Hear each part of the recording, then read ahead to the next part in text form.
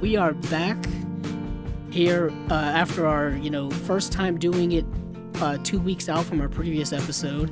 And I'd say that it's going to be going very well because we have a lot more to talk about because a lot more time has passed. Yes. We have a lot of interesting news topics at the top before we get into our main topic, which will be breaking down kind of all the interesting jobs that are on a film set. We talk a lot about movies and we have fun talking movies, but not a lot of people know that all the things that go into making a movie and all the jobs and all the different, it's crazy. Yeah, it is really, really involved, and there's a lot of moving parts and a lot of people, a lot of jobs, a lot of skill that it takes to pull off, a movie production or a production of any kind. And the larger the movie is when it comes to budget and special effects and all that kind of stuff, the more people involved and the more moving parts and the more complicated it gets. Yeah. But before we get into a lot of those roles that you see at the end of movie credits as you're shuffling out of the movie theater, a couple of news things that happened in between our previous episode and now. First up, a few more, unfortunate celebrity deaths, if you will, or, celebrities that have passed away. One of them is being Seymour Cassel, who was an actor typically known for being very close friends with John Cassavetes. Yeah. And he was in several John Cassavetes films back in the 60s and 70s. And I always thought he was a great actor in those films. If you have seen those films, you know what I'm talking about. He was in... I'm looking up which films that he was in because he was in a lot of films throughout his career, and I really didn't know who he was until I started watching John Cassavetes' box set from Criterion, because that's a lot of his main work was in that box set, and it was kind of a revelation because the way in which John Cassavetes shoots his movies or made his films, they were very raw. Very aggressive and very guerrilla style. There was nothing traditional about the way he made his movies, and really nothing traditional about the way his actors acted in his movies. They were very real and very raw and very emotional. And he was in Faces from 1968. Yeah. He was in Minnie and Mousekewitz, which I believe was another Cassavetes film. Yes, it was. And was he in...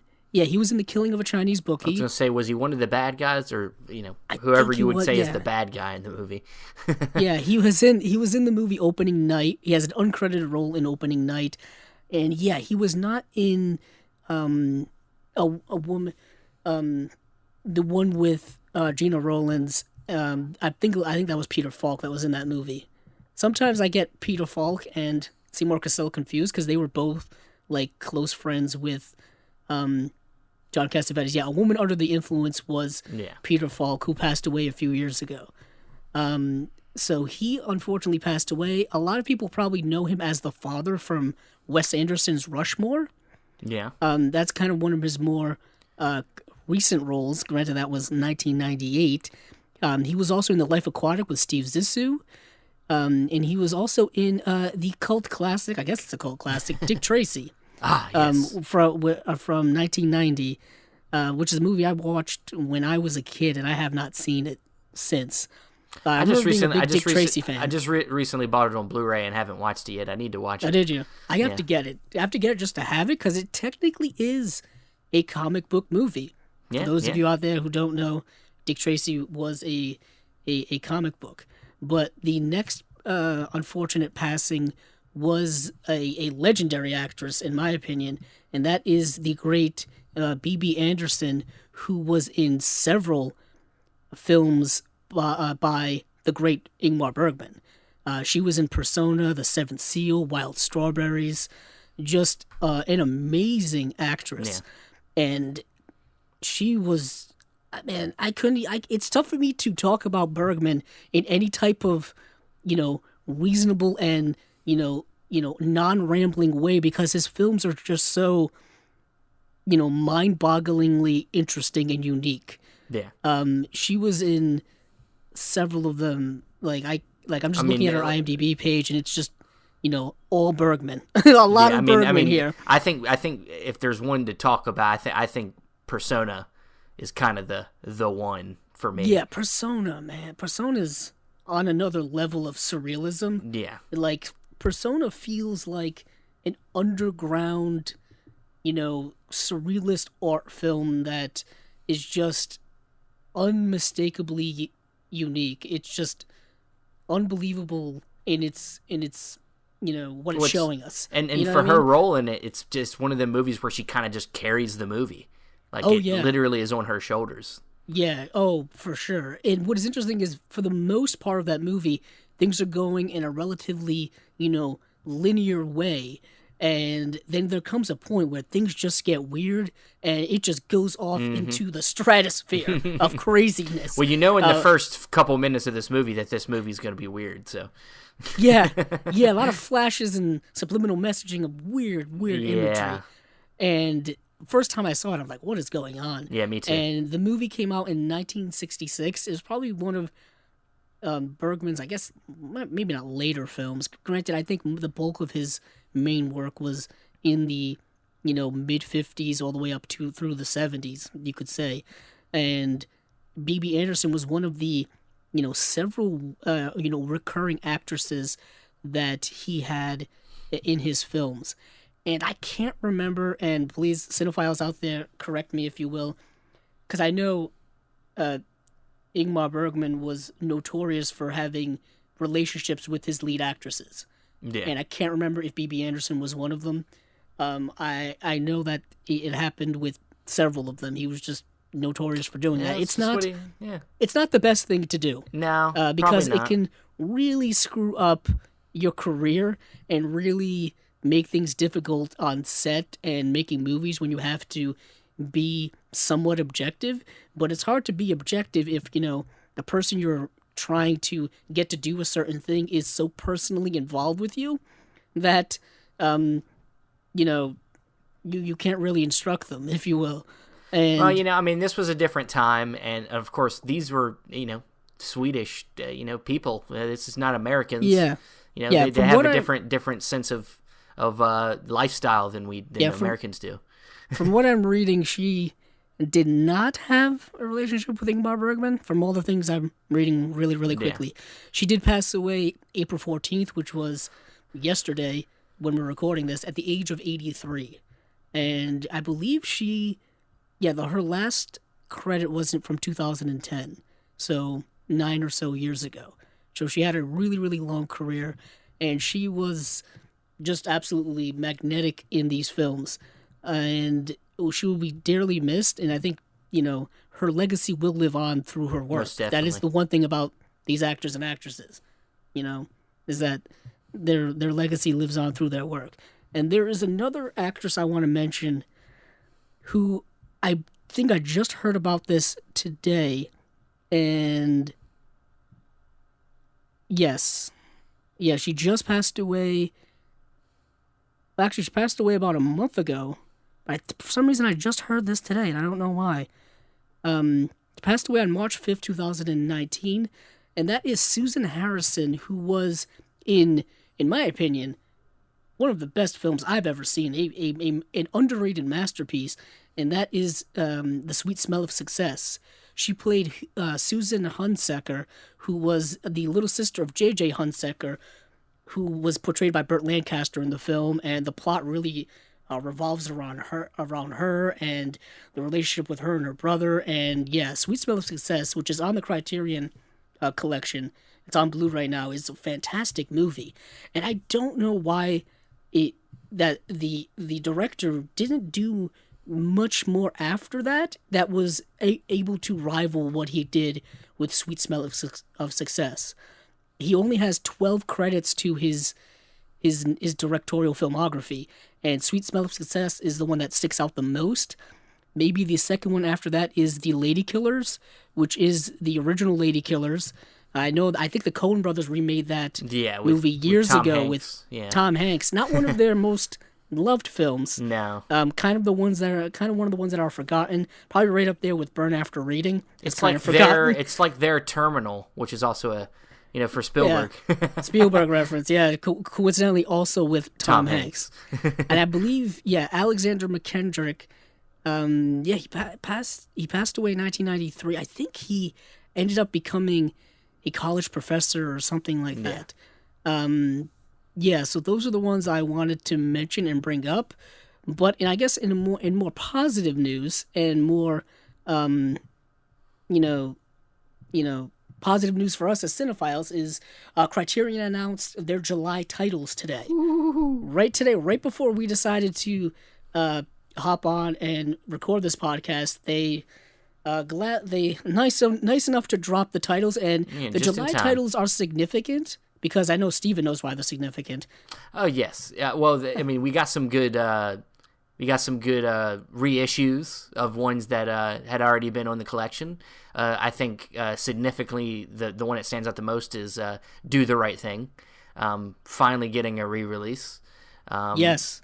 I'm one of the people who actually has the old Criterion DVD. Do you now? Just for collection purposes. Yeah. Because Universal has already put out the movie on Blu-ray, but I'm assuming that this one's going to have a new transfer. It's going to have new 4K digital restoration approved by cinematographer Ernest Dickerson with 5.1 surround DTS HD audio on Blu-ray. Yeah.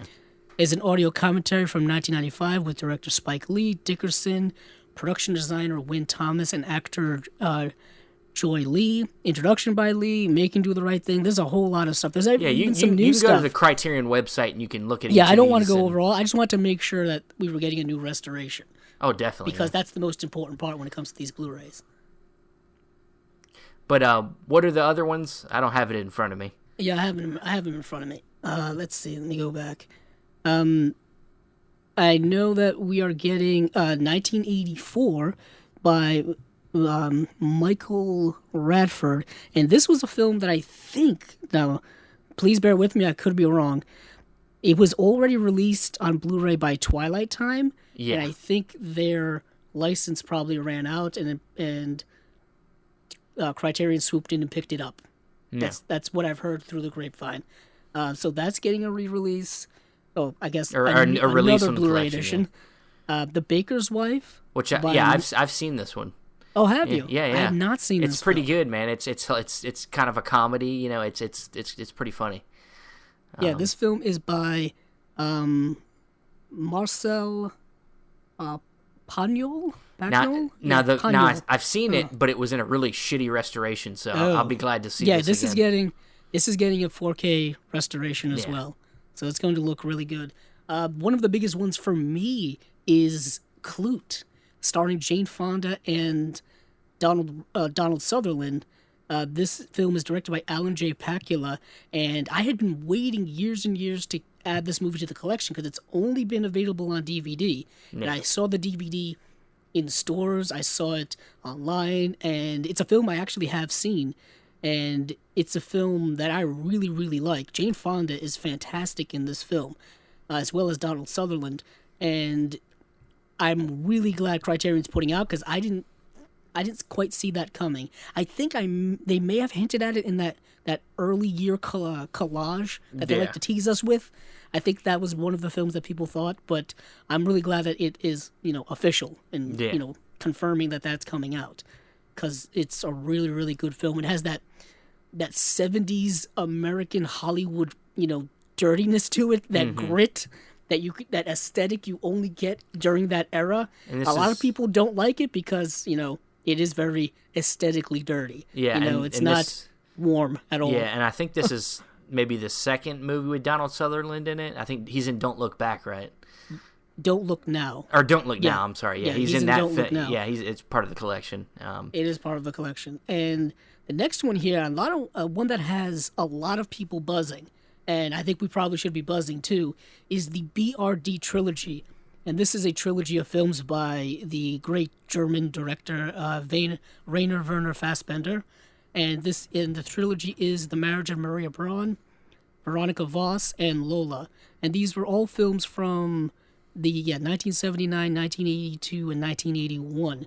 And this is something I think was originally on DVD. Yeah, I was gonna say it's a re-release. And it's a re-release, that people are probably going to scoop up very quickly. Yeah, I mean, because I think they have everything from Fassbender. I think they have his whole film. Because we just got 8 Hours Don't Make a Day, just last year, not too long ago last year. So right, yeah, they've been putting out a lot of his stuff on Blu-ray recently, at least within the last couple of years. They even have an Eclipse set out of his first films, which I do have.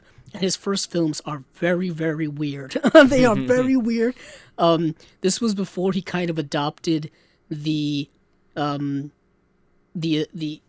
aesthetic and the feeling of the Douglas Sirk films. Yeah. And, and kind of before his films became more easily digestible, if you will. They just recently put out Berlin Alexanderplatz. I forgot about that one. They reissued that one, too. They reissued that. That just came out. That was a couple weeks ago. A month ago? Yeah. It was a month ago.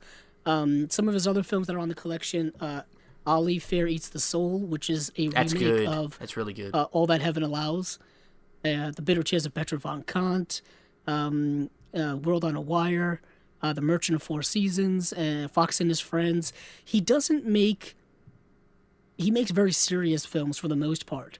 A lot of his films tend to be downers. They're not very positive. They're sad, if you will. I heard Fox and His Friends. Except for 8 Hours Don't Make a Day. Watch 8 Hours Don't Make a Day. That one's kind of a light. It's a TV. It's a mini series, but it's very light. It's an enjoyable watch. Yeah. So let me go back, because that is not all that we've got. The last one here is Europa by Agnieszka Holland. Hopefully I said that right. Sounds pretty good. Yeah. Yes, and it's a World War II film. See, I've heard of this one. I've never seen it. Yes, so have I. I've never seen it. Oh boy, I'm just quickly looking at the thing, and it doesn't look very positive. As World War II splits Europe, 16-year-old German Jew Solomon is separated from his family after fleeing with them to Poland, and finds himself reluctantly assuming various ideological identities in order to hide the deadly secret of his Jewishness, his lineage. Sounds like it could be a powerful film. Doesn't look like an upper. It looks like something that's in the same vein of a lot of films we've seen in that Holocaust era. It makes me think about Cold War a little bit. It came out last year, Cold War. Yeah. A little bit of that. But this one makes me feel... Well, ask me why. I have a very... almost like an Ivan's Childhood vibe, or something in that vein, or I almost said Schindler's List, but I don't know. Well, I recently saw this film called Bent. It's about the kind of the homosexual experience of that time period, and a lot of people, a lot of gays would pretend to not be gay. Oh yeah, just so they wouldn't get separated into that group where they would go to the camp and people don't. The Holocaust is one of the most horrific things ever in the history of humanity, and we covered it greatly when we did our spotlight on Schindler's List. But it was not only those of the Jewish faith who were put in those camps; it was pretty much everyone that the Nazis. There hated. was not a white, blonde, blue-eyed. But even then, if it was someone who was gay, I don't think they cared about their hair color or their eye color. They didn't care. Just put them in that camp. Yep. And a lot of people died. The numbers are there. That's just horrific. So yeah, that sounds like another one that's very suitable for the Criterion downer, collection. but that one kind of excites me. I'm kind of that may I like be a them type of blind movies. Because another reason why these releases are significant is because the Barnes & Noble Criterion sale is during the month of July. Usually, hopefully, again. And these releases will be coming out during that month. Do the Right Thing is one of the top of the list. So we'll be looking to. So do the right thing and buy it. Yeah, do the right thing and buy it. Another thing I want to touch on quickly, and it does tie into Criterion, is the Criterion Channel officially launched. Yes. This a week ago. And I know you're already really into taking advantage of it. You know me, I can't stop. You go on these binges. You go down.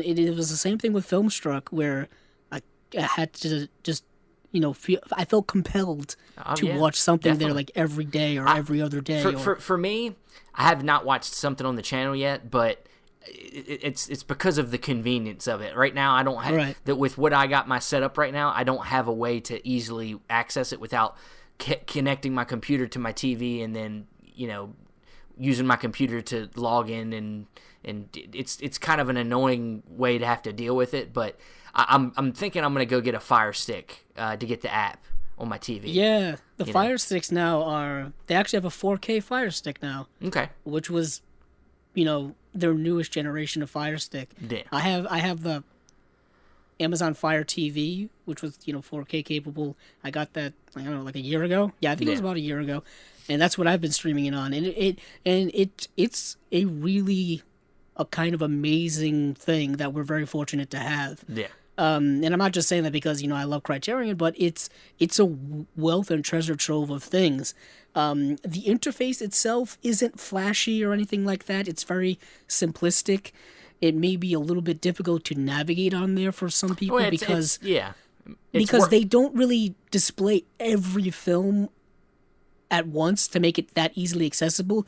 Things are kind of grouped into different categories. Yeah. Like there will be a women in film category. There's an actors farted category. There's a one of my favorites that I've been diving into is Columbia Noir, where it's like a bunch of films that were film noirs that were put out by Columbia Pictures in the 40s and 50s. There's ones where they're like double features. And what is interesting is when you open some of these categories up, is they have intros and they have people talking about these movies and giving us a lot of insight into it. Some of it is carried over from what was on Filmstruck, but some of it is brand new. Yeah. And I know they're going to be adding more stuff to it.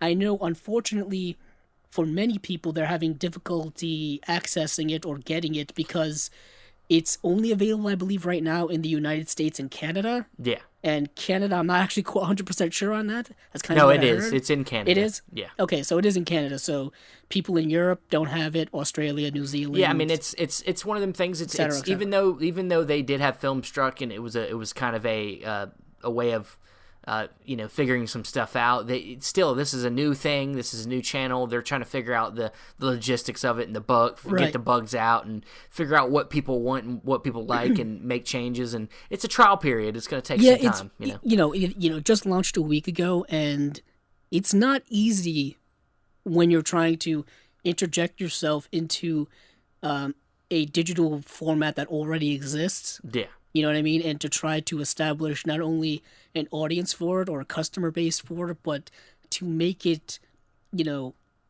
work, just logistically but work. It's fun. It's fun. Technically work. Yeah, I mean, obviously we don't want there to be bugs and errors and problems like that. But you got people complaining about, like legitimately like getting upset about, like you were talking about the navigation of the thing.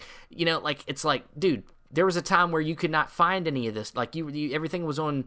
You either had to see it on film, or you maybe could find a VHS of something. Like now, it's like it's on this site, and you just have to search around for stuff, and then people are upset that they have to search around for something.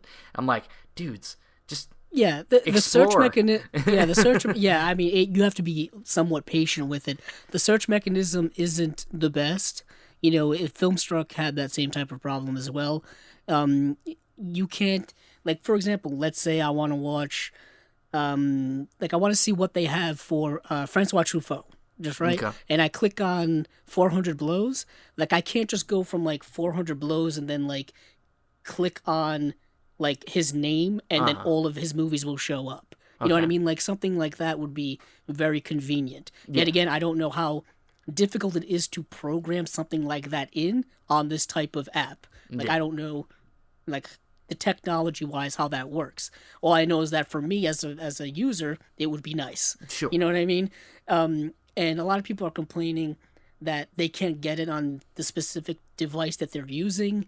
And that's my issue right now. But it's not. Yeah. I'm not gonna get all angry and puffed up about it. You just do what you have to do to watch it if you really want it. I mean, you find a way. Yeah, there's a lot of avenues with it right now. Like we mentioned, Amazon, but I think it's on Roku. I think it's on Google. It's on Apple TV and yeah, Apple TV has it. I think I forgot what Google's called. Is it called Chromecast?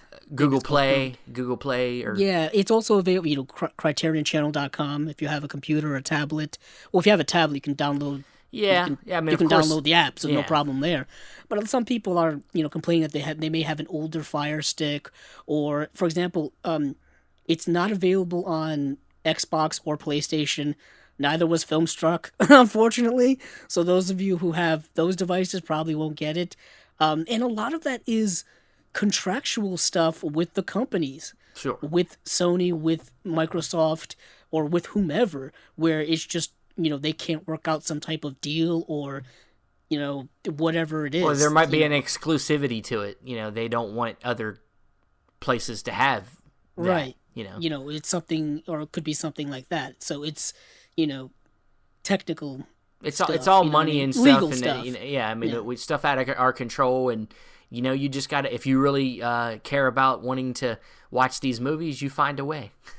Yeah, and it's not quite Filmstruck, for those of you who had Filmstruck, but it's a nice follow-up to it. Definitely. And it will grow. Filmstruck was unique, was something we'll never see again, probably. Not.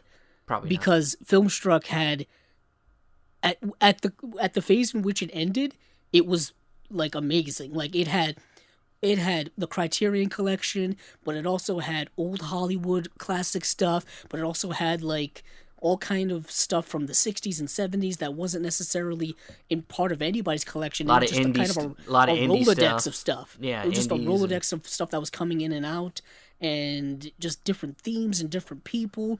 And the creative team behind Filmstruck was just amazing, just on a different level. Yeah, yeah, and they were thinking like they were thinking like cinephiles. Like it was like, oh my goodness, it was all passion. It was all passion and love for movies that went into Filmstruck, and that is going into the Criterion channel now. Just different people. Yeah, I was gonna say, just give this time, and maybe we'll get back to something very close to that. You just needs time to grow. Yep. So with all that, let's get into our main topic of the day. We're talking about film production. Film production can be it's a daunting thing for some people to understand. And depending on the size of the movie, some of this stuff we're going to talk, the stuff we're going to talk about is probably more in line with bigger budgeted movies. Right. But some of these roles can be condensed down to one role, or for indie movies and micro budget movies, you don't necessarily need all these roles. But this will give you an idea of the scale of what it takes to make a movie. And we're not going to go deep on everybody's role, but we're going to give you an idea of the structure of what it takes to make a movie. Yeah, it's kind of a, like I said earlier, it's a big machine that has a lot of parts to it. Film production does, and everybody's got their own roles to fill and jobs to do. And if somebody doesn't do their job properly, things can go south. Things can go bad. I mean, we see this all the time where directors and producers are on a different page when it comes to what a film should be. You've got actors not wanting to do what the director says, or not wanting or fighting with other actors. I mean, it's a whole, there's a lot of complications because it's a very difficult thing to pull off. That's why when I'm watching a movie, I don't necessarily, I'm not too harsh in my evaluation of a movie, because even bad movies take a lot of work to pull off. It is still not easy at all. And it's really something that is a monumental task. But anywho, Steven, kick us off with where we're going with this. Yeah, okay. Well, there's a term within this whole thing that is kind of used to help divide the parts of production, and they call this above the line and below the line, right? Departments or whatever, roles in the production of a movie. And the above the line are kind of your main players that everybody likes to give credit to, which is your directors, your producer, your actors. They're kind of the ones that are kind of on the fixed part of the budget. You know, they're going to get paid this amount of money to do this. You know, blah blah blah. And then you have your below the line, which is everybody else, which is all your different departments, your art department, your grips and your camera operators and all them people are hired to come in and do their specific job. And I guess where we could start is start with the producer. Right. I would say, there's producers and then there's executive producers. Yeah, I mean the producer. And you always see them. You always see them they're like the first things you see. At the end of the movie credits. Well, I mean the producer is there's a reason why they're given the Academy Award is because they're there from the beginning to end. Yes. And of course there can be multiple producers, and like what you're talking about, the executive producer, an executive producer is somebody that has a certain, usually about 25% of financing, and they might play a role in some of the story and stuff like that, but they're not the main financiers of a movie, but they play typically they're more, like Steven said, the financiers, or they are people who go out and find financiers for the film. And sometimes they are sometimes they're just large names to market the film. Sometimes they're a Steven Spielberg that might just add their name to it. You see that all the time in movies and television productions, where they'll be like, executive producer Steven Spielberg, Michael Bay. Yeah, Steven Spielberg did put his name on a lot of those Transformers movies. But you have someone like Guillermo del Toro. If you look at Guillermo del Toro's IMDb page, look at his producing credits, he's got like so many of them because he just keeps putting his name and his, recognition on projects and things like that. You also see kind of other big names like Ridley Scott or Ava DuVernay or whomever, or James Cameron, all that stuff. His name's going to be all over this new Terminator movie, even though he's not directing it. Apparently. But producers are more hands-on, and producers' roles are, Well, it can vary. I mean, some producers might be more involved in like the creative process if they really are passionate about it. But sometimes they're just there to hire the director and to hire the main players, help hire the main players of your actors and your director and stuff and your screenwriters. Yeah, and they're also there to pretty much get anything that the director needs for the movie to be made. In the sense, like, they are doing a lot of the legal behind the scenes stuff, like a lot of working with lawyers and getting certain permits and getting certain things like that to make the production go where it needs to go as smoothly as it possibly can. Sure. They hire people.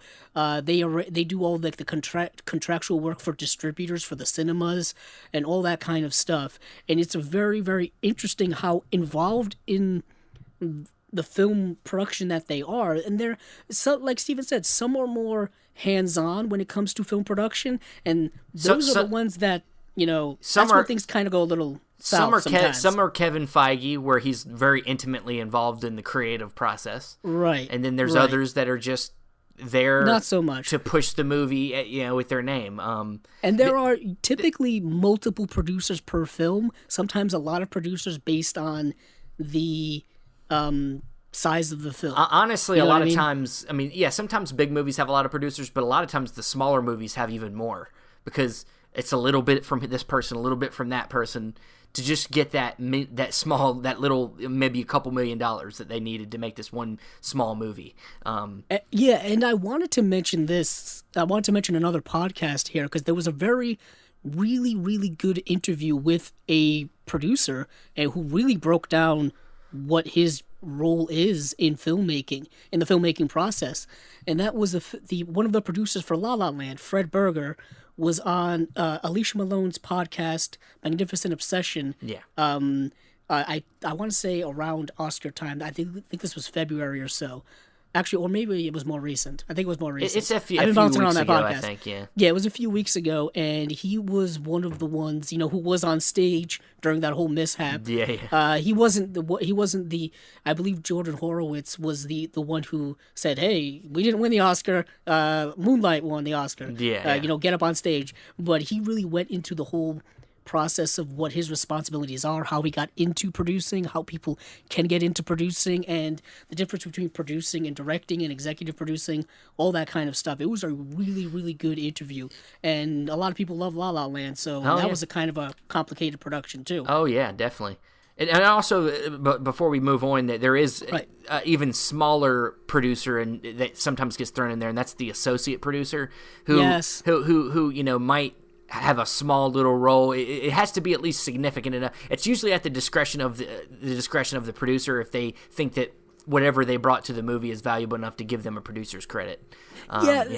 There's always not a terrible joke, but you give an associate, producing credit to just to give someone a credit or something like that. Yeah, somebody begged. They have a role. They have a role, but it's not, something that is it could be a key idea and maybe in the story or something that they helped come up with or something, and that was enough for the producer to deem it necessary to give them a producing role. Doesn't mean that they're necessarily going to get a lot of money for it. You're going to get no money from it necessarily. He's kind of like the assistant of the producer. You know what I mean? Yeah, that's kind of what an associate producer is. But yeah, a movie credit is a movie credit. If you get paid for it, I'll take it. I'll take it. I will definitely take it. But moving on down the list, down the line, you have the screenwriter, which is obviously pretty obvious. What do they do, Stephen? Please tell me. They do write screens. No, I'm just kidding. But, no. But I know in the credits, sometimes you'll have this split up a little bit. Sometimes you'll have a story by, or you have a screen. If it says it's written by, it means that it's the story and the screenplay was written by the same person. Right. So there's different. There's not a lot there I have to describe, but there's just different factors to it. And when it comes to who gets the credit and stuff like that, you have to get into the minutia when you go into the Writers Guild stuff. Like depending on, sometimes your stuff could come in, and sometimes a story by credit might mean that you wrote a treatment, or that you wrote an original screenplay that then got rewritten. It can go in many different ways, but and sometimes a director will come in and then take a script and then have it rewritten by somebody else. There could be many writers, and then there are people who, they're script editors, they're script supervisors. Sure, that kind of goes into the other department, but Well, yeah. During the production part of the part. You're in the part of production. You're right. You are. See, Steven's got things lined up. I got lined up. I'm lined up, man. Okay, go on. But moving on from that, we're into the directing. One of the main honchos that everybody loves to give all the credit to, which is the director. Right. Very self-explanatory. I mean, this guy is kind of the guy that pushes the creative force. He's the creative force of the whole project. He's the one that's supposed to visualize the script, and everybody's supposed to do what he wants to do, basically. Him and the producer are, a lot of times, if that relationship is good, you're gonna have a good project. Typically they work very closely together. They are the two main, people in the production of the film, I think, in my opinion, because they have to be on the same page when it comes to how this movie is going to be made, what the vision is going to look like, all kind of the facets of production have to be outlined, and they got to work things out. Yeah, and it just makes you think, what happened during the making of Solo, a Star Wars story, when you had Kathleen Kennedy sitting down with the, where was that meeting? Yeah, I don't know I honestly don't know how involved she is as a hands-on producer. I have no idea. Apparently not that much. I have no idea that or the whatchamacallit, what's her name's Lord Miller, or just they lied to her. I think Lawrence Kasdan, I think, had a lot more input in that movie than most screenwriters. Kennedy did. Than most screenwriters, yeah. Yeah, but that's very interesting. And that's another one where mid-production, the director gets switched out or the director gets fired and replaced.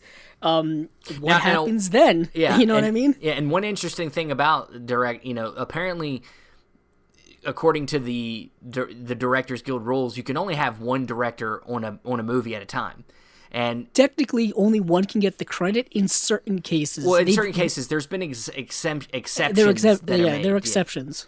Like for instance, like the Coen brothers, initially everything was put under Joel Coen's name. Yes. But now there's been an exemption where they're now a duo. It's a team, so they're called usually the Coen brothers. I think the Wachowskis were the same. Same thing. Yeah, it used to be. Now they're both credited. Yeah, you've had the Hughes brothers. You've had there are a lot of different directing teams that now get sole credit as one. Yeah, because back in the day, I mean, like, 40s, 50s, 60s, whatever.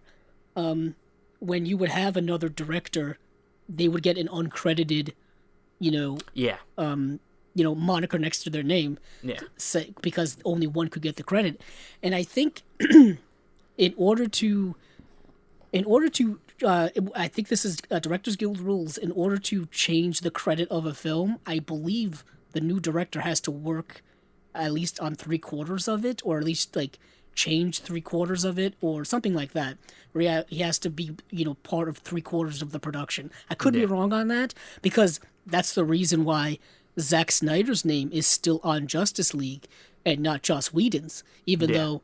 One can argue that movie is more Joss Whedon than Zack Snyder, or whatever the case is, because Joss Whedon didn't work on enough of that movie to have the credit switched over to him. He got some type of other credit for it.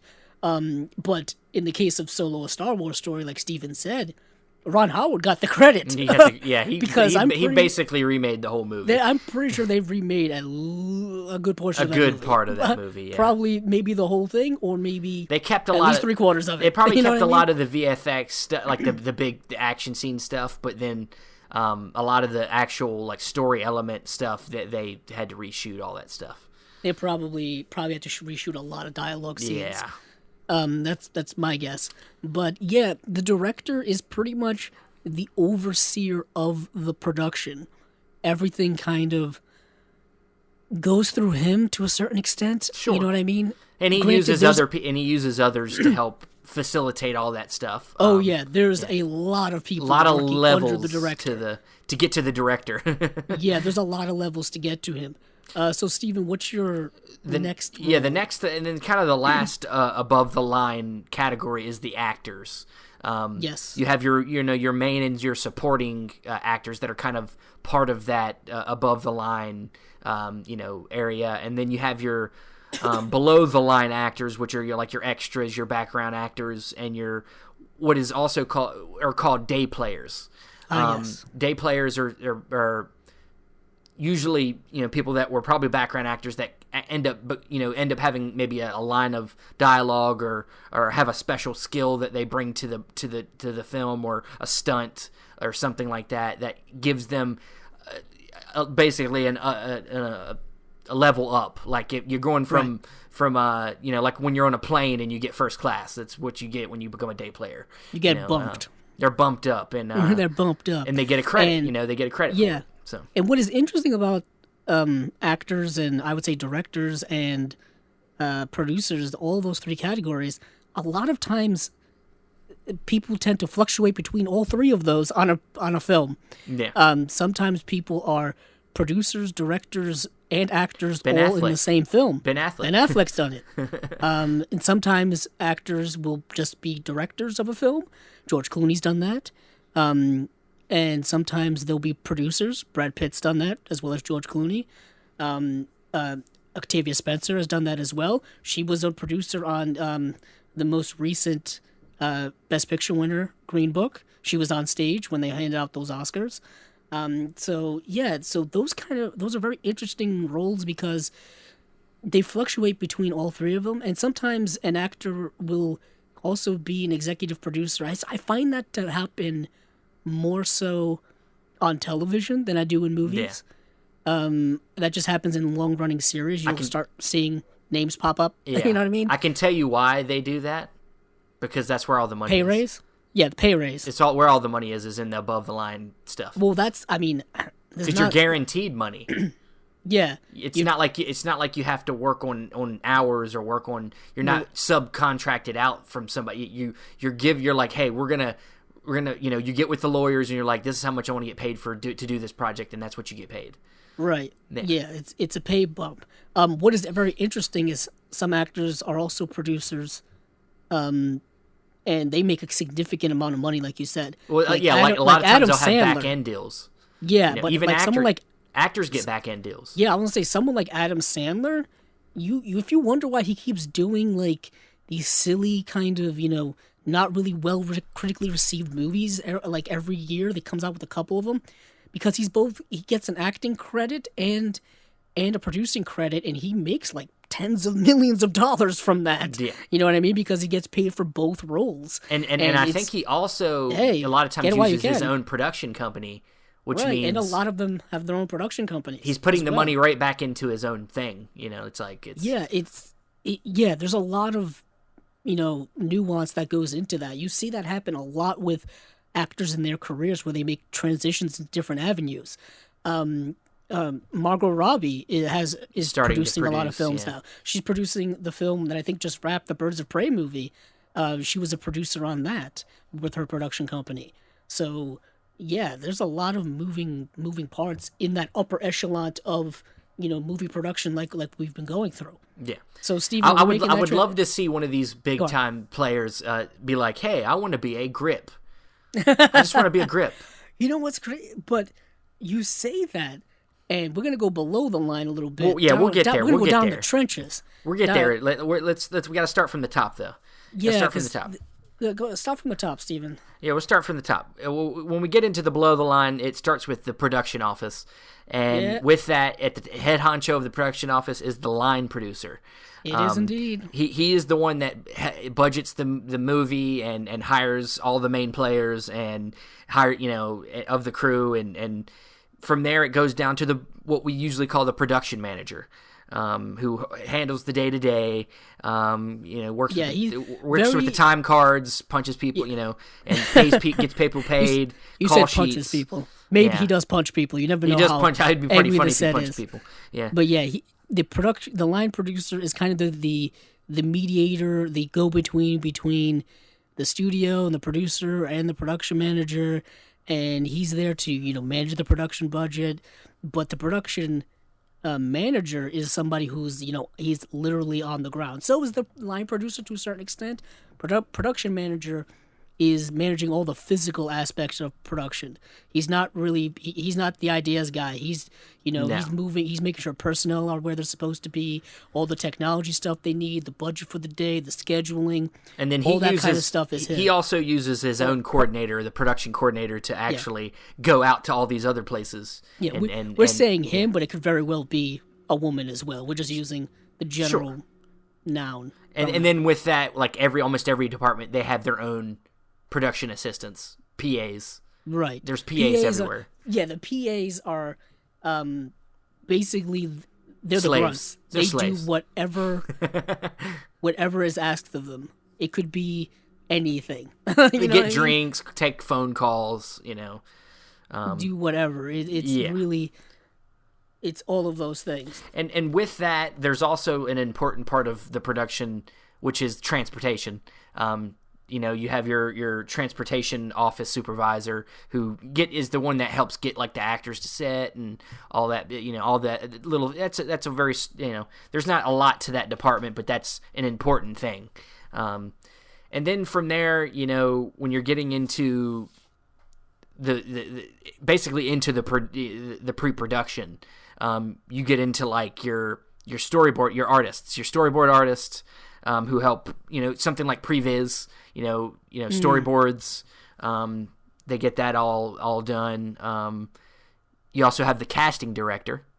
Yes. Who is part of course, works with the producers to help pick the right people for the movie. And that's kind of important. It's very important. It's one of them roles that doesn't get an Academy Award. There should be an Academy Award for casting directing, but yeah, I don't know. Do they get one? No, for the Screen Actors Guild maybe award? Maybe. something like that.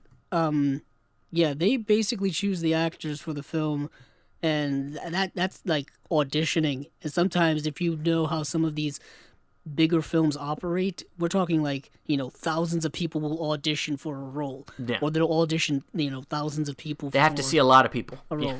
They have to see a lot of people. A lot of headshots and a lot of videotapes and a lot of videotapes and Skype sessions and FaceTiming and live auditions in a studio. These things happen pretty much all over the world as well.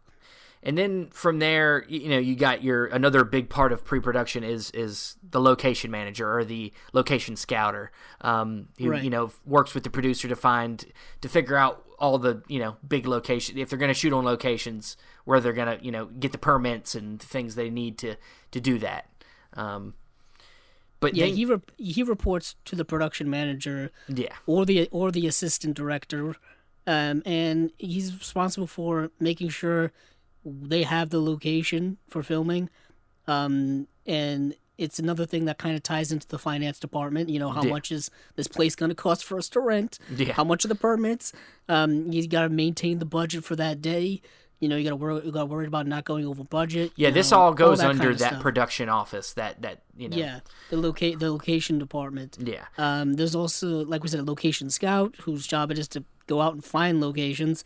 They got to travel all around. If they need a desert, they got to go to a desert. You need a park, they go to a park. You need a house, go to a house. You know what I mean? You need a metropolis. We're shooting in New York City. We're shooting in Los Angeles. We're shooting in Toronto.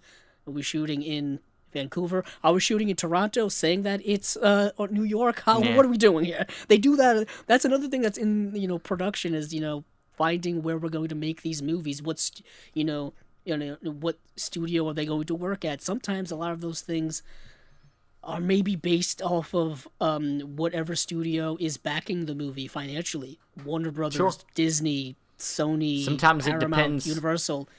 Where do they make their movies? Sometimes it depends. Yeah, sometimes it depends on if you're trying to break into a foreign market.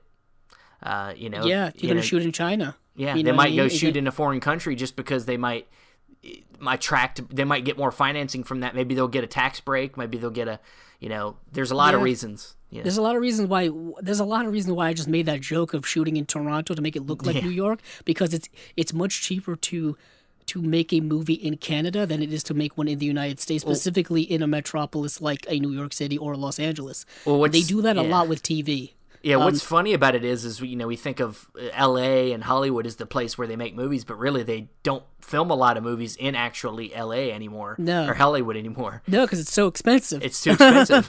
It's so expensive. They may go do the post-production there. Yeah, you know what I mean? They might shoot on stages there, maybe. Oh, yeah. But when you're talking about locations... No, not so much. No, none of that stuff. They used to do that back in the day, but they've really branched out to do other places. The stars don't want to be making movies where they're living. I mean, come on. Oh, some of them do, some of them don't, depending on what their family situation is. There's a lot more TV that happens there, I think, than movies.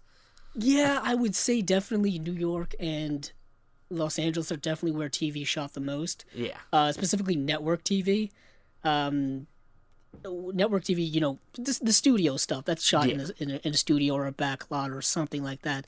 When you have a more sophisticated production like a Game of Thrones, that thing is shot all over the world. Yeah, that's they're like in Scotland, Ireland, Iceland. Yeah, that has a movie budget, so I mean. Yeah, they got a movie. Yeah, they have a movie budget, but location is a big thing. Yeah.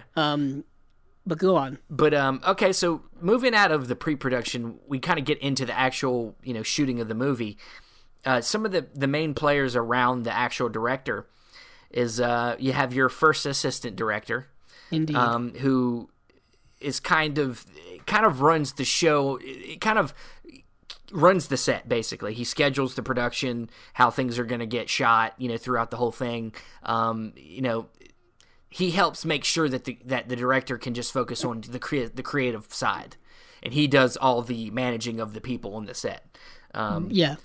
And then you have your second assistant director who maybe works with like your background actors, helps make sure that people are in line, on in front of the camera.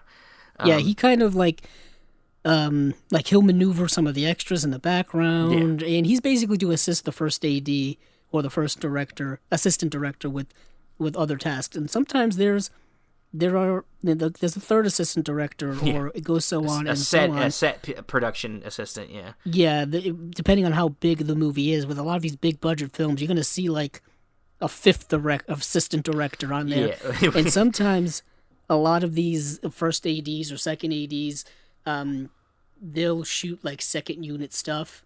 Yeah. Maybe things that are like coverage, or things that are like, if there's a car chase sequence and there's just a shot where the car's just driving along a road, they'll shoot stuff like that because, or else if the main director shot every single scene and every single shot in some of these movies, the production time would take forever. Well, you know what I mean? There is that, but there, it's also, of course, because one person can't do. I mean, one person can't do everything.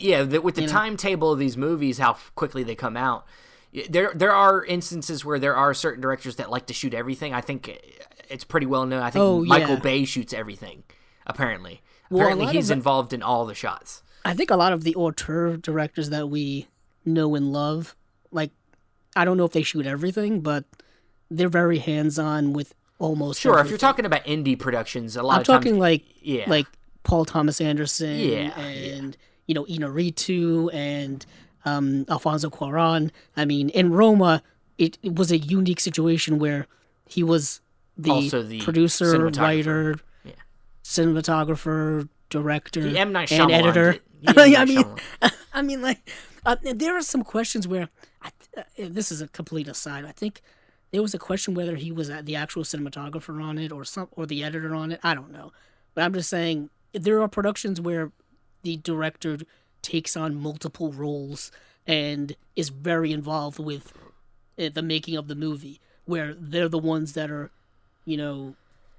literally pointing the camera. Yeah. Because I know you're about to get to the main person who points the camera very, very soon. We're getting there, one of my favorite roles. Definitely. Definitely the kind of the unsung hero of a movie that most people don't realize kind of give you the overall look of the movie, and that's the DP or the director of photography. I honestly, for me, as someone who really appreciates the visual aesthetic of movies, I think this is one of the most important roles of film production. I put it right up there next to the director. And when they almost decided to not put it on the Academy Awards, like not to People show freaked it, out. Yeah. I was like, are you fucking kidding me? Out of all the goddamn things, shoots the movie? Yeah. The movie this is the thing you want to cut out, you fucking idiots. But back to the reality here. Yeah. So the DP, works with the director to help, and works with the lighting department to help capture the image the director's that he's visualizing. And with that, he has a camera operator. Sometimes a cinematographer might hold the camera. You never know. He depends on what the shot is. But usually he works with a camera operator, and with that camera operator, he has his own assistants. First assistant pulls the focus. Basically, when you hear the term focus puller, basically his job is to make sure the camera lens is focused the entire time during the shot that they're doing. Yeah. Because the worst thing that could happen is they're shooting a shot and then the camera thing goes out of focus. You gotta redo it. Fuck that. You gotta redo it. Yeah, don't leave the lens cap on either. Yeah, really. And then with that, you'll usually have a second assistant who more or less is he works. He either uses the slate or the film clap. Clapper. Or also calls out certain things like quiet on the set, or like he's that person. It's like roll sound. So he gives directions sometimes. And then with that, there are different specialty camera operators, like your Steadicam operator, or your motion control operator, like somebody that uses the dollies or the jibs or the specialty rigs. And then sometimes you'll have, kind of these extra different types of photographers on set, behind the scenes, people that are working with the continuity of the movie. You know, they take pictures of the costumes and the sets to make sure that things are in place for when they shoot again in that, you know, because movies are not necessarily shot linearly. They're always usually out of order. Yes, you know, which is when you have when we get to the script supervisor, that's kind of their role, is to keep things, you know, in order in the sense, like, you know, what have we shot, what are we going to shoot, the script shot, supervisor, you know, focuses on story, making sure the elements of the story within the script are like what was put in, what was taken out, what was left in, what was left out. And we know this, we hear it about all the time in the news. Scripts are getting rewritten on set all the time, getting revised all the time. Oh my and that's goodness. part of what I hear that all the time. It's part of what they do. You know, they make sure that that what is being said is in the script, and if there's something that's changed, that they make sure that it's kept up with. Yeah, we talked about this, I think. I don't know if we talked about this in the news or we talked about it just us together. Like the Joker movie that's coming out with Joaquin Phoenix. Zazie Beetz, who's in the movie, did an interview saying, yeah, they were writing the script while we were making the movie. like they were doing it like very often, like the night before, screenwriter and the director will get together, or the director will do it himself, or screenwriter, whatever the case is, whatever's going on, they'll write literally the scene for the next day. That's happened many times. It's not the best way to run a film production. You know, I'll be honest with you. But it seems a little hectic to me. It isn't when there's a lot of money involved, but it's like, you know, sometimes you get some of your best stuff when you're being spontaneous and you're not thinking about it too much. Yeah, and sometimes you'll shoot something and you realize that what is on page doesn't necessarily translate well to what is on screen. And you have to rewrite that scene or rewrite that dialogue or whatever, or rewrite that plot, because it's just not. It just doesn't work. Yeah, and for what's going on. And sometimes you work with the actors to fix that too.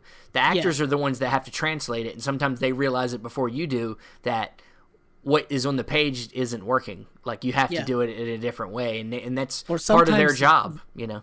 Or sometimes they can't do what you're asking them to do, or it's not coming across as well as you wanted it to. That's all like up to, you know, certain discretion. Yeah, but certain writers are more precious about the screenplay than others. Oh, you know? Yeah, probably. Yeah, I mean, like Quentin Tarantino wants you to say his shit. Oh yeah, I hear. Yeah, he won't. Like, I've heard about his table reads, where you have to do it the way he wants it, or he'll fire you. That's why he brings back production. Sam Jackson all the time, because Sam Jackson knows how to say his shit. Also, I don't know if you could tell Sam Jackson off. You know what I mean? Like, it doesn't seem like a guy would be like, Sam, you are terrible today. Get off it. I'm firing you. I mean, yeah, sure, he's very talented. They have a history, of course, too, because, I mean, he basically gave him his first big break in a movie, you know? Like, I mean, they have history. I really liked him in that one scene in Coming to America where he I agree. I agree with you, but I mean, in the sense of starring role, I mean, he was nominated for an Oscar for that role, so it's like great role. But some of the other kind of camera stuff is there's a film loader, which is, you can kind of understand what a film loader does if you're shooting on film. If you're shooting on film, which a lot of people don't do, but some do. You know, 35 millimeter, 75 millimeter, 16 millimeter, whatever. Basically, it's their job to, you know, load the camera magazines, you know, attach, detach, make sure that goes well, you know, make sure they're not exposed to light or anything like that, make sure they're not damaged in any way. They could really fuck up shit if they wanted to. That's the one thing with film, is that it's a very delicate thing where you can really mess that thing up, especially in post-production when you're doing the chemical, you know, mixtures, concoctions to create the, you know, develop the film. Yeah. Sometimes, you know, I've heard this in many documentaries I've watched where they'll have to develop it several times because, you know, it just doesn't look the way they wanted it to look when they shot it, or what their intention was. But that brings you over to digital, which is a lot, you know, less delicate, not less, a lot more durable when it comes to getting what you want to get. So of course, with digital imaging now, digital cameras, you know, these big Aria, Alexa, 4K, 8K, you know, gorgeous looking, expensive cameras, there's a digital imaging technician and basically his job is to, he is to coordinate the workings of the camera. He is, under the direction of the cinematographer or the DP. He is to, make adjustments to certain imaging processes and stuff like that. But he is also supposed to archive the stuff, basically save it on hard drives. Usually save it at least twice, just in case, the first hard drive gets a little corrupt, or someone drops it and it breaks, or somebody loses it, you got a backup, and also to make sure that the images that they get aren't corrupted in any way, the files, what I mean? Because you never know with technology. Technology goes up, down, side to side, and in circles. Yep. So do you want to move on to sound? Sound. We're going to sound first. Sound's a very small kind of a, there's not much we can talk about with sound, but important though, very important. Very important. Your main guy in the sound department is the sound mixer, the production sound mixer, and he coordinates underneath him with the boom operators, who are the guys with the main mics that capture what's on location. Oh my goodness, the boom mics. Basically, you think, oh man, being a boom operator is an easy job because you just stand there and hold a microphone. Do you know how many times you can see a boom mic in some of old, like really low budget B-movie productions where you can see the shadow of the boom mic very many times, or it'll come down in the frame sometimes. So their job is to make sure that doesn't happen. You know what's funny? Go on. Yeah, I was gonna say, like, I love watching the movie. I think it was Singing in the Rain, where they're like trying to hide the mic in like different things. Right. This was before boom operators. It's because they were just getting into sound, so they're like trying to hide like the microphone in like a flower, or like that happens now. That happens now too. I mean, it happens now too, but it's obviously a lot more like we got these mics we can put anywhere that are easy to hide in hair But that is one of the jobs of the production sound mixer, is to put the microphones in the right spot, in the right spots, so that they're hidden and not obvious. Yeah, and with that you have also the sound tech, who's the one that helps make sure that all run, has the cables and make sure everything's hooked up right so that it's working. There's a very large. Not very large, but there's a technical department of just like people whose jobs it is to make sure, the set has power, whether they need, generators or, cables going from one place to another for the lights, for the sound, for the cameras, for the whatever. It's a very, a lot of moving parts, and those are a lot of kind of, people whose names you'll never hear. Like, who's the main electrician? Unless you read the entire credits to a movie. unless you read the entire credits, and then they get a credit, of course. I believe they're part of a union or a guild or something like that. I'm sure there is, yeah. But from there, we can move into the lighting. Before we move into lighting, I don't know. You're probably gonna talk about this. We'll talk about this in post-production stuff. I was going to mention Foley artists. Oh, yeah, that's in post. But that's post-production. Yeah. So now we're moving on to lighting. Which has some of my, one of my favorite names for a position, it's got but it starts with the gaffer, or also called the lighting designer. The gaffer is not to be confused with Samwise Gamgee's relative in Lord of the Rings. Yeah, please don't confuse that. Please don't confuse the two. I know it's hard. It's tough. But underneath the gaffer, he has what we call the best boy. Yes. And the origins of this, it goes back to the old days, where, if you're part of the lighting or sound department and they're looking for somebody to run and do something to get basically their number one guy they go to, it's my best boy. Get my best boy to go do this. That's where it kind of starts from. They're basically the assistant to the gaffer. The gaffer is kind of the head of the lighting department. He's responsible for the design of the lighting, for the production. He's the chief lighting technician, if you will. Yeah. And the best boy is kind of his assistant, and the female equivalent to that is called the best babe. Not exactly the best name. You could just call it best girl, but I mean, whatever. Yeah, I guess so. I don't know why they went very misogynistic. It's because it's Hollywood. Yeah, pretty but much. Yeah, the best boy or best girl, day-to-day management and hiring of people, and also help, rent equipment, for the production. Rentals, manpower, all that kind of stuff. And then you also have once again, like your sound department, you have techs who work with it, all the technical stuff when it comes to the lighting, probably the bulbs and any kind of mechanical thing like that. Yeah, they make sure. Yeah, they set up. They put the lights together and the bulbs and get all that stuff. But moving on from there, you have the grip. Yeah. Oh, the grips. They are also kind of technicians, but they are in charge of rigging lights. And all that kind of stuff. They more focus on the non-electronical stuff. Like they're like you said, they're rigging or stands, or they make sure things are secure. Yeah, they're the people who set up. Like if the light needs to bounce off of something, they use bouncers, or if the light needs some type of filter, stuff like that. I think that's what they also do, diffusers and all that kind of stuff. And when it comes to that, you have your key grip, who is your main go-to. Then you have your best boy grip, who is kind of the assistant to the key grip, and best babe grip, because they didn't really move on from best babe gaffer because they just had to. Yeah. And then you have your dolly grip, which is in charge of operating the camera dollies and the camera cranes. Yeah. Then you have just the grips, who I guess are regular grips.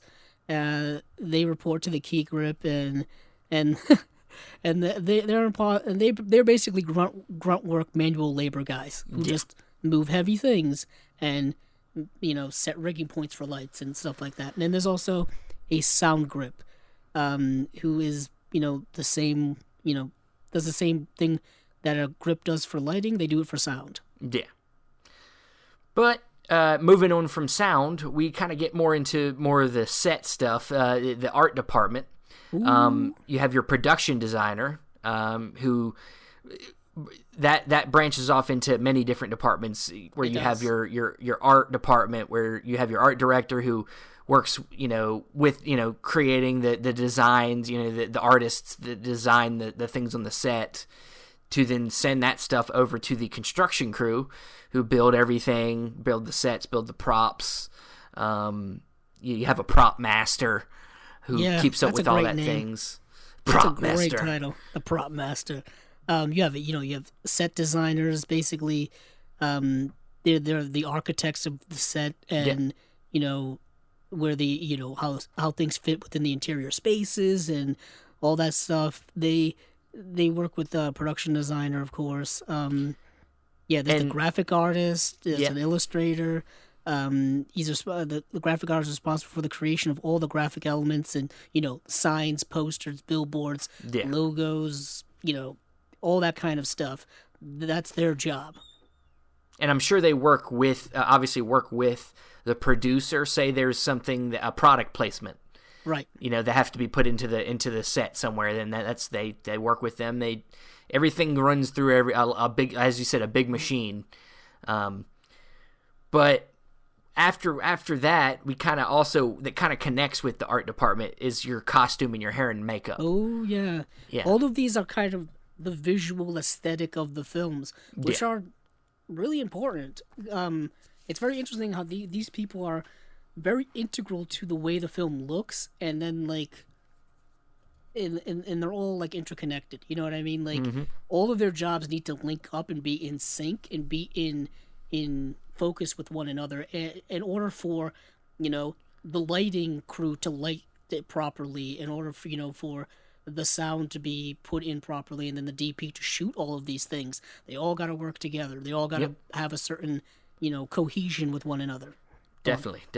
And last but not least, the special effects department, which is your practical effects, things that are done in camera. Yeah, that's where you get to the hair and the makeup people, I think, right? What do you mean? Because Well, I'm saying stuff like your explosions, your... Oh, you're going with that. I was talking with when you said practical I meant, I mean, sure. I mean, the makeup department. You know, there are that falls within hair and makeup, but I'm thinking more of your actual in-camera effects. Yeah, we're gonna blow some stuff up, stunt work, and things like stuff that. Things that they will probably work with the prop master. You know, that all kind of runs through there. There's also someone called a weapons master, which is probably works with the guns cooler. And the weapons. I mean, if you're making a medieval movie or fantasy movie, you're gonna have to have like guns and weapons and all kind of stuff like that. Yeah, that's their department. But yeah, go on to the special effects. But yeah, I mean, I didn't have much to say. I just that's kind of the last part of production that I got here that plays a big role. Anytime there's certain big stunts that happen, and maybe a car explosion or this is they help make sure there's probably a lot, they have to work with the lawyers a lot on this one, I'm sure. I'm sure as well. Make sure insurance is good. Probably work with the stunt team, which is a very important role within this whole thing, is the stunt performers. Yeah, there's the stunt coordinator who, of course, works in with the stunt performers and probably the head of the stunt team and things like that. It doesn't happen very often, but some actors like to do some of their own stunts or all of their own stunts. You know where I'm going with this. That ageless fool, Tom Cruise, likes to jump out of airplanes and ride motorcycles. But the thing is he's a producer. He's a producer on his movies, so he kind of. So I guess he can. I guess he can do whatever he wants. Because if he gets hurt, it's money out of his pocket. So. Yeah. I mean, but there are some actors who do that, so they have to work with the stunt coordinator. Yeah. In order not to die. The best stunt man of all time that's an actor is Jackie Chan. Oh, I mean, Jackie Chan does everything. Not so much now, but he's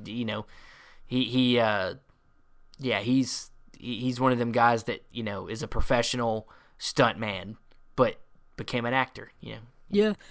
Yeah, I do want to back up and talk about hair and makeup. Of course, there's the key makeup artists, the department head, and makeup and hair design can be very, very important in films, yet again, to develop the aesthetic of a film. And sometimes when things don't look right when it comes to the makeup or the hair, you really notice it. Because how often, I see this all the time on social media, somebody will be watching a movie and be like, how bad is that person's wig looking right now? It's really sticking out how bad it is. For some reason, Woody Harrelson is notorious for getting some of the worst wigs I've ever seen in movies. I remember the Hunger Games movie, they gave him that really bad wig. There was another really bad wig in the post-credit scene for Venom, where they gave him one of the worst red-headed wigs I've ever seen he could wear. And some of that stuff really sticks out. And then some of it is also really, really good, where they win awards for things like that. Makeup wins awards. Typically, I think for when you see these grand transformations of people, where it's a film dealing with alien races and they have to, take on all of this makeup and really change them from, looking like humans to looking like aliens, or if there's a transformation in, like if somebody is transforming from a person to a werewolf or a person to a vampire or whatever, whenever time there's a transformation in a movie that's not done through CGI, very often it is, and sometimes it can go either way, whether it looks good or not. Typically, the best stuff I've seen has been practical stuff done by Rick Baker back in the day for something like An American Werewolf in London. I think is still fantastic, still holds up to today. A lot of the stuff you see in Guillermo del Toro's films is all practical hair and makeup stuff. That's why his films are very expensive, because those things can be very meticulous. What is interesting is as I bring up Del Toro now, and we're talking about all of these, art department and visual stuff. The reason why his films are, as expensive as they are is because there's so much detail put into the world in which he creates, this fantasy world. The fantasy films need so much art production, so much set design, so much makeup, so much costuming that it can get very expensive. That's why you see a lot of movies that are just CGI now. That's just my whole little rant there. I didn't really have anything great to say, but yeah, costume designing very important.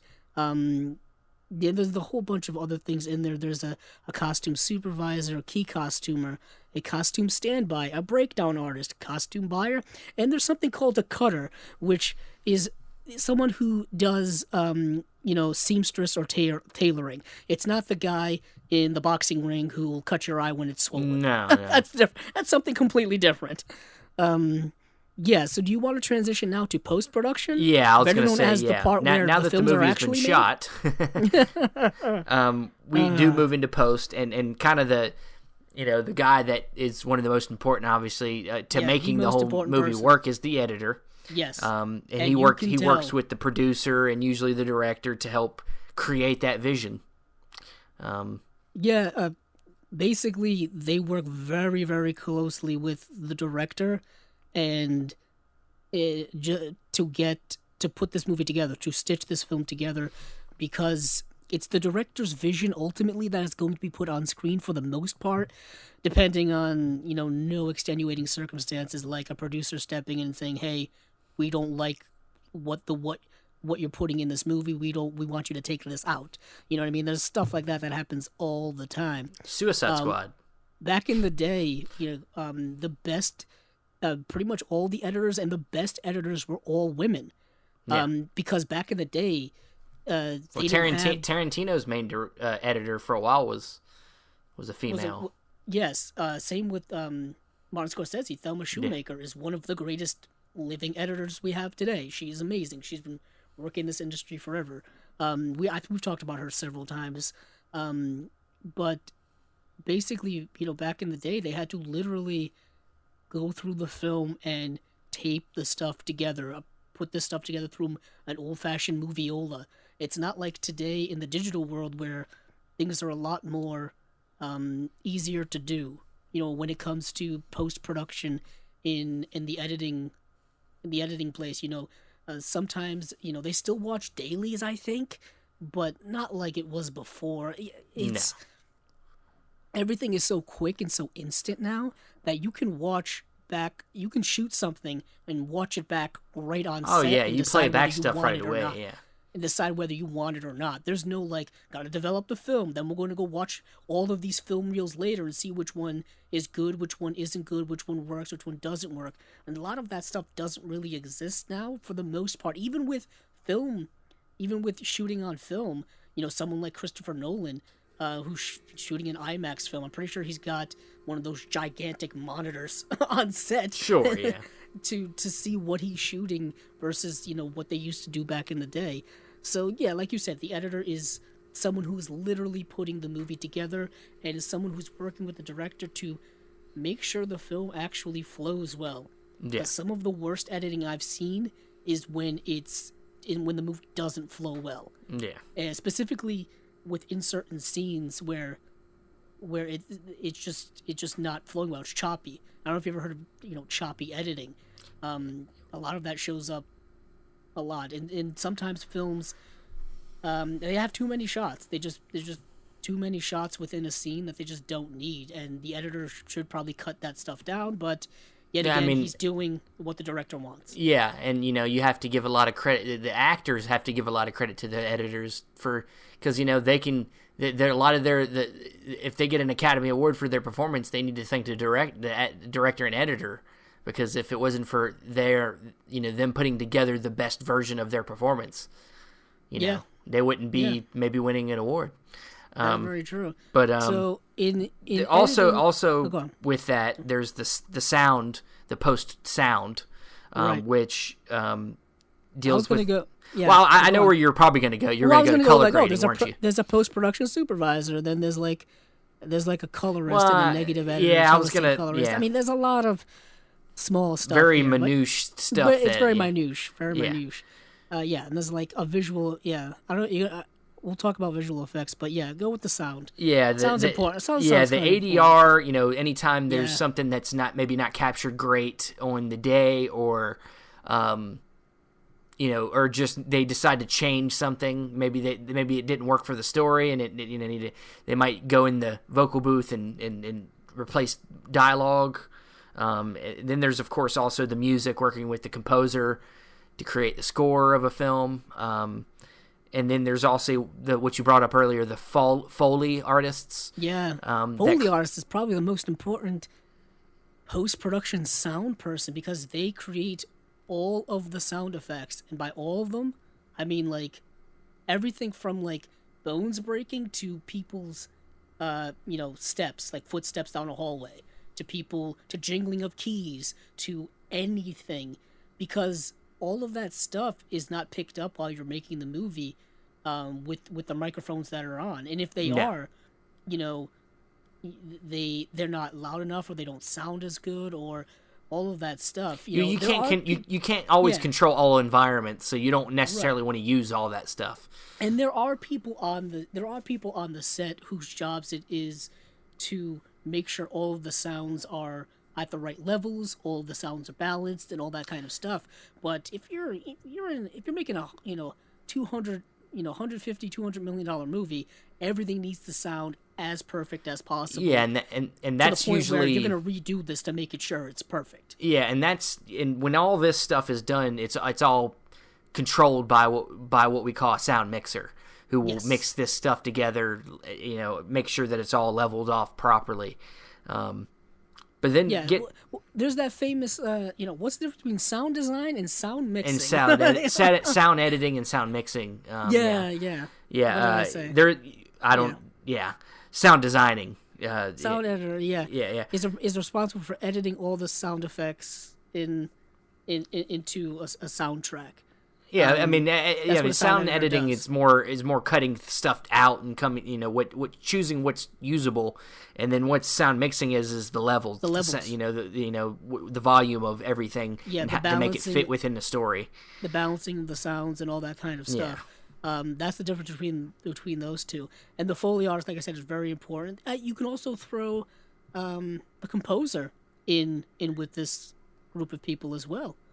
We did a whole episode of movie composing, and its history of having its origins pretty much at the beginning of movie history, because before we had talkies, we had sound in the movies, but they were just orchestral sounds and compositions and things like that.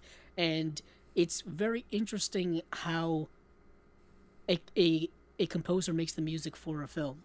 Very often they don't even see the movie very often, or they'll see certain scenes of a movie that a rough cut.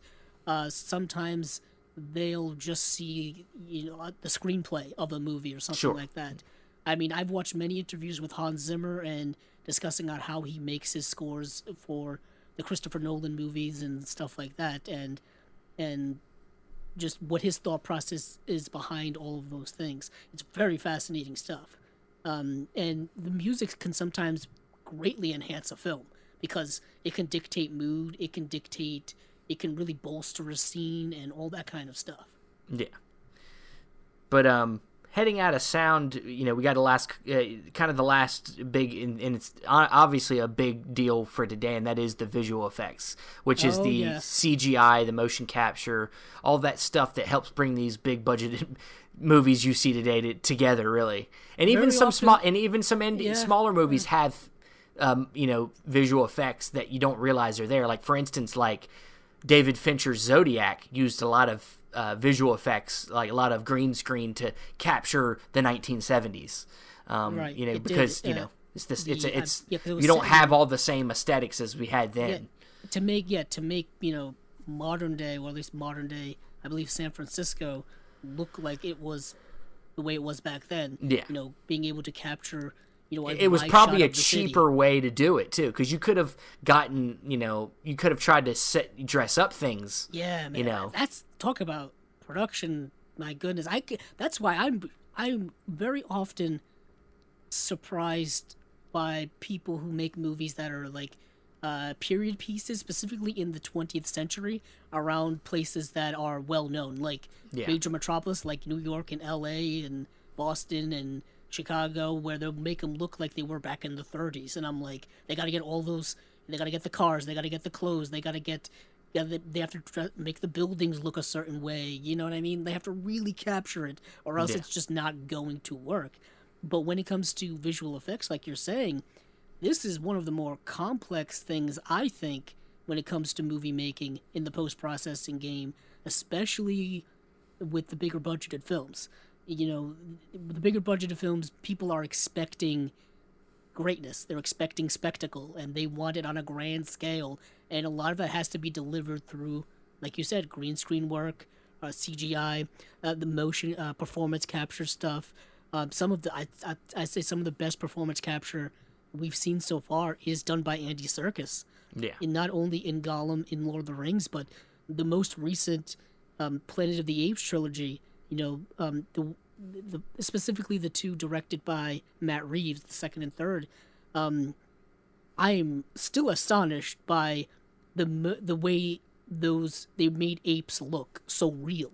You know what I mean?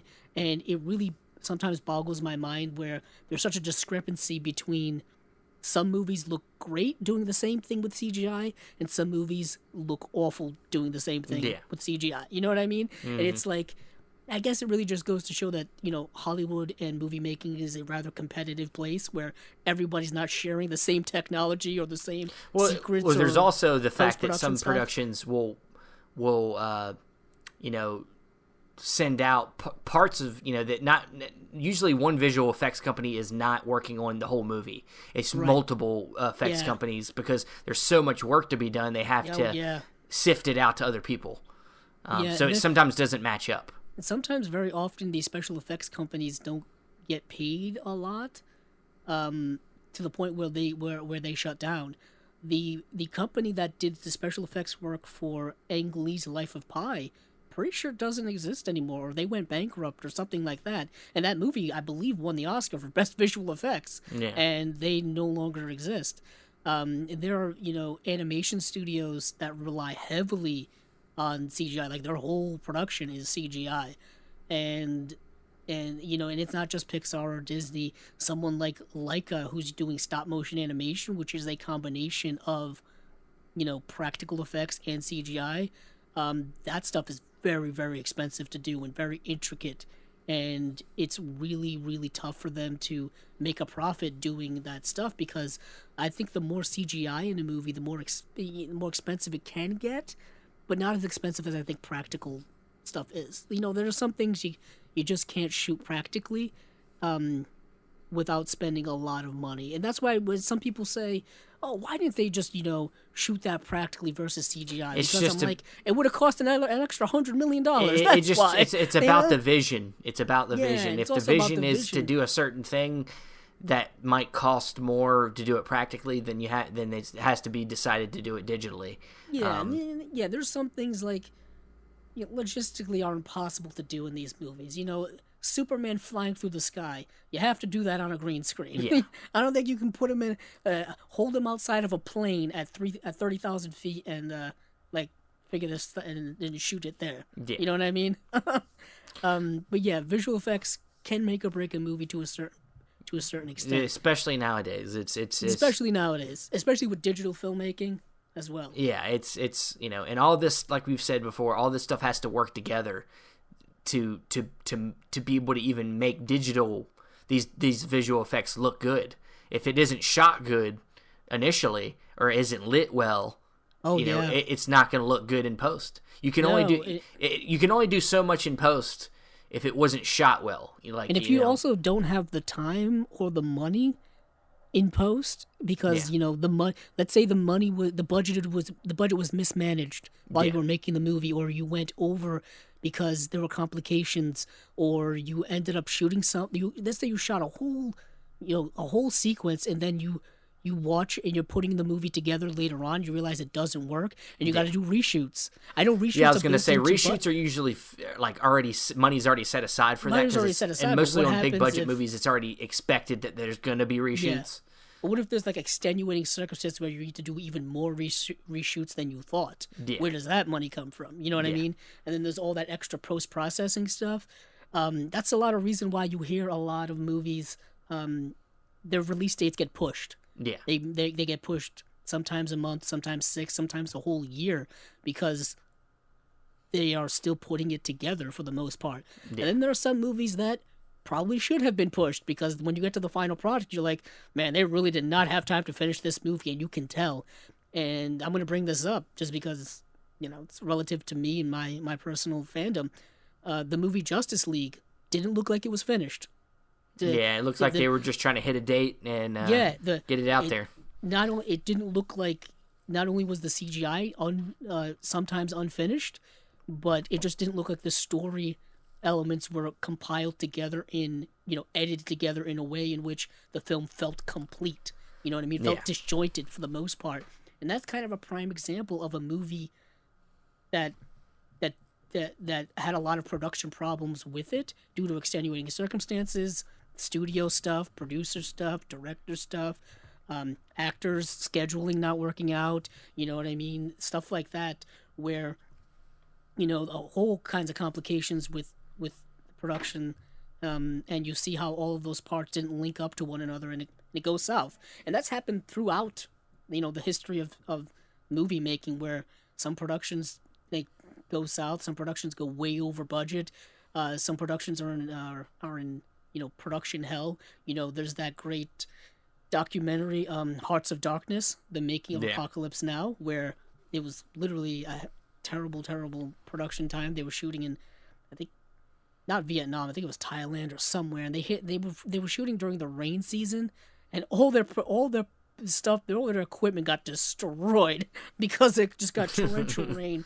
The same thing happened with Terry Gilliam's Don Quixote film, which he actually finally finished. It's out there now, but when he tried to make it the first time around, they were just production problems all over the place, and it had to be shut down and shelved. And that happens now several times. I mean, I've talked about this with when we did our a preview of all the movies coming out this year. We got to New Mutants, that Fox film that's very much in flux.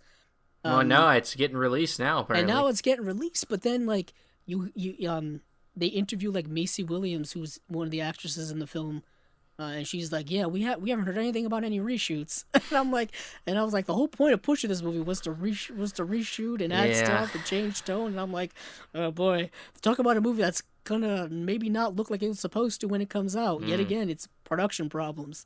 Things like that happen. Man, it's a big undertaking. Just listen to this episode if you want to. You get scared of making a movie, because it just. Oh, my buddy, like it's just crazy. Like, it's a lot to think about. Yeah, I had a friend of mine who's he went to take like film class, and like the first film class he ever took, they showed him Lost in La Mancha, which is the documentary about the Don Quixote film like failing, and it's like, this is everything that can go wrong, so watch out. It's like, oh, great. Great. But yeah, it's a huge undertaking, and we say that because we're generalizing, and we're also viewing it as kind of the big budgeted Hollywood production that it is. If you want to shoot something relatively small, it's less complicated. Much less complicated. It is, and it's all relative to what your ambition is. I mean, you can try to have as many of these types of jobs on your set as possible, but ultimately, when you have no money, probably, or like me, you're gonna have to do multiple jobs. It's like you can shoot something, a short film, a feature film with just you and a bunch of your friends, and none of them have to be designated in these specific roles or anything. It's just everyone doing whatever they can to make this thing possible. It's about how much you're willing to how much of yourself you're willing to put into it. I mean, it's like if you're like, I don't know, let's say you make a short film for a couple of $1,000, I don't know, and you shoot it with a bunch of your friends, and like, okay, you're the director, but you're also going to be the editor because you want the movie to look like the way you want it to look. And you got a friend who he can hold the boom mic. Okay, he holds the boom mic. You know what I mean? And then you got another friend who he knows how to point a camera in a specific spot. Hey, there you go. there's your camera operator. There's your camera operator guy. Maybe you'll be the DP as well because you know the shots you want to get. You know what I mean? It really all depends on how big your production is. It could be, nothing production, or it could be a big production. It all depends on, your budget or your willingness budget, of people that are willing to give their time. And people that are willing to do it, Yeah. But I think that's going to be our stopping place for today's episode. We hope you enjoyed us taking you down the rabbit hole of making movies. Right. We only scratched the surface in a very brief way. Yeah. It's so much more fascinating and interesting, and it really makes you appreciate movies in a whole new light. It makes you feel like, Jesus, they put out so many movies a year. This happens a lot, hundreds of times a year. Yeah, you hear people who work on movies and be like, and just you hear stories and whatnot, and you're like, man, I can't believe you guys pulled that off. Yeah. How'd you guys make this happen? Yep. It's really, really, it gives a whole new framework to movies. Definitely. Well, with that said, where can we find you, Andrew? You can find me on Twitter at Kevzilla06, as well as my YouTube channel, Kevzilla Productions. And you can find me on Facebook, Stephen Billings, and you can find this podcast on YouTube. You can also find it on Apple Podcasts, Podbean, and that will be it for this episode, guys. Thank you for listening, and hey, keep on watching them movies. I know I will.